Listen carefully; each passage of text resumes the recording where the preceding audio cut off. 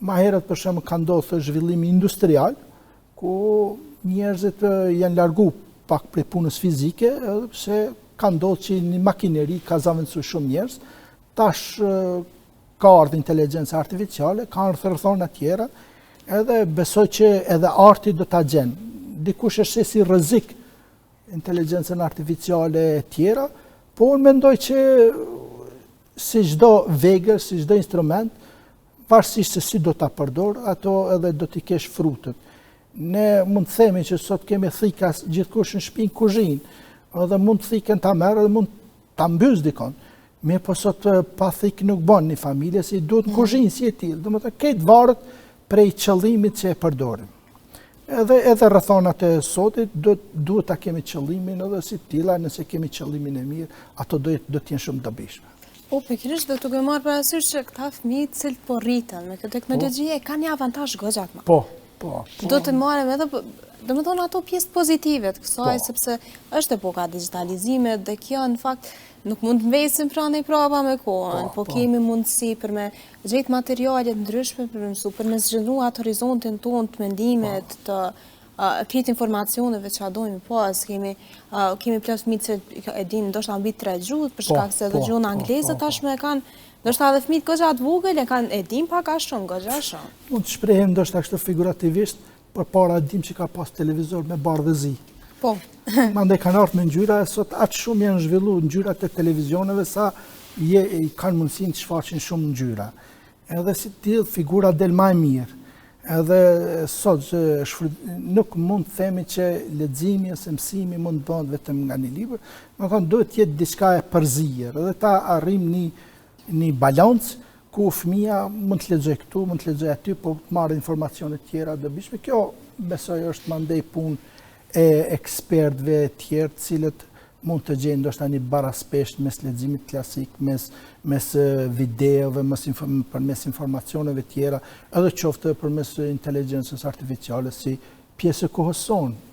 Po pikërisht pas që kemi kaq risi në shoqërinë tonë tani më pse mendoni e përmendëm në fillim, pra libri ka fillu pak më arru. Po libri ka më marrë forma tjera. Nuk mund të tash unë ashtu jam i vetëdijshëm që nuk mund të pres që libri të jetë vetëm si tillë këtij formati. Tash kemi formate tjera digjitale, kemi formate tjera vizuale, ka formate të tilla të cilat librat i lexojnë njerëzit veç i dëgjojnë janë shumë në internet. Ka edhe formate tjera që tash përmes forma vizuale tjera mund të paraqesin një art ose pjesë tjera. Po besoj që sot koha e sotit, kur del diçka e re në shoqëri, nganjëherë shihet me rezervë, pasi ende nuk jemi të njoftun ose ende nuk dim me përdor.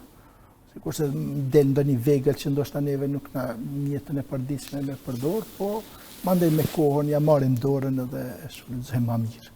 Pikërisht pra tani më vetëm edhe trajnime të ndryshme, apo gjithnjë më shumë për shkolla, sepse çdo veti, ndoshta e ardhmja e krejt shtetit tonë dhe gjithë botës është në fakt tek ta fëmijë kaq vogël, tani më po formohen dhe do të kemi kujdes dhe të implementojmë ne ato trajnime të ndryshme, sidomos për teknologji dhe literaturën e saktë dhe ndoshta më të përshtatshme për klasat e ndryshme që me pas si me po një produkt final më atë mirë, por me qenë ndoshta kur tritet ai fëmijë, me qenë i kompletuar gati në gjitha fushat. Kam edhe një vjeshtësh për videolojrat, dhe tash është pjesë e kohës, edhe unë si tillë normalisht shpesh ne si prind konsiderojmë se humbin kohë. Aty kam lënë si mesazh që le të gjendet një mesatare, duhet edhe ata është pjesë e sodit është lojrat e këto tje. Po është koha që t'i vendosim një kandar. Na edhe si të rritun shpesh humbim kohë në telefona ose në televizorat tjepër. Ajo që është që përmenda më herët, du ta gjejmë një mes, një baraspesh, që mos jemi të humbur vetëm në një lëmi.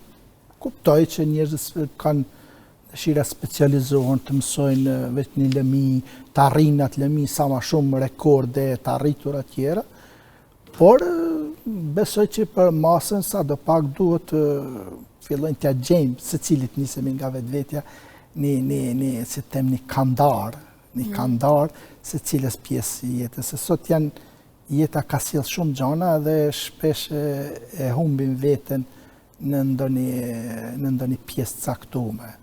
Kështu që ne e përmendim qenien njerëzore dhe duhet të humbim vetëm dikun, po duhet të jemi me shok, me miq, me kolegë, të jemi edhe me dikon që se njohim. Mendoj që njohja me njerëz të tjera, këto shoqëria janë për qenien njerëzore janë ma dobishme për t'ja sjellë një qetësi pak më të mirë.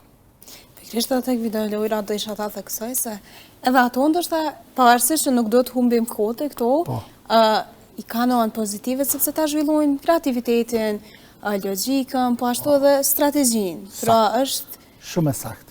I ka edhe të mirat, pra varësisht do t'i gjejmë, sepse kemi videolojra të cilat kanë efekte negative, po kemi shumë raste të cilat kanë pas ndoshta shumë fëmijë janë lëndu fizikisht për ty, duke u ballafas shumë të është duke mundu me bu njëtin gjusë që ka bu një karakter dhe është lëndu, por për ata është ai baraspesha.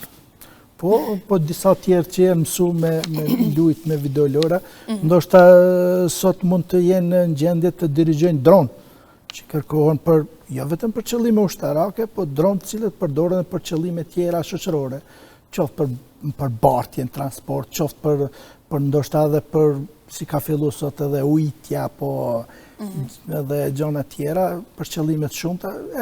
Gjatë atyre lojrave ata i kalitin aftësi televizjes mjetëve nga larkë. E që e përmendem. Pra, gjithmonë e kemi edhe, nuk e kemi vetëm bardazë. Jo.